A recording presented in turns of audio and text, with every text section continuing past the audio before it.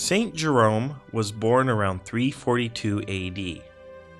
He was well educated in his youth, but also a free-spirited young man. He rejected his Christian upbringing to behave as he pleased. Knowing his behavior was wrong, Saint Jerome often visited the catacombs of the martyrs in Rome. The haunting crypts eventually scared him into behaving better. He reformed his ways and was baptized in 366 as a young man. Jerome was attracted to the monastic life and began traveling, visiting cities in Italy, Gaul, Greece, and Egypt, as well as the Holy Land. He settled outside Antioch for a time and tried to live as a hermit for a few years. Jerome was widely renowned for his intellect and skills at translation. The church continually asked him to become a priest, but he refused, preferring to remain aloof from politics and to live as a monk. Eventually, Jerome was ordained, with a promise that the church would allow him to pursue his own practice of the faith. Jerome was also known as a historian.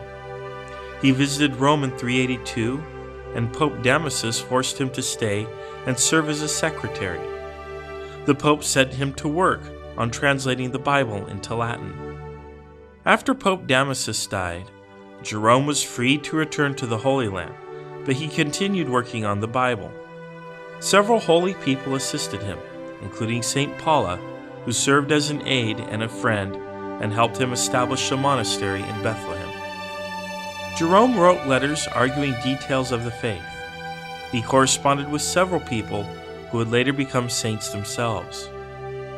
Jerome's translation of the Bible became the Vulgate, which today, 1600 years later, remains the standard Latin translation of the Scriptures.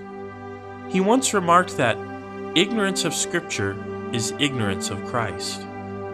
Jerome died in 420 AD and was subsequently canonized.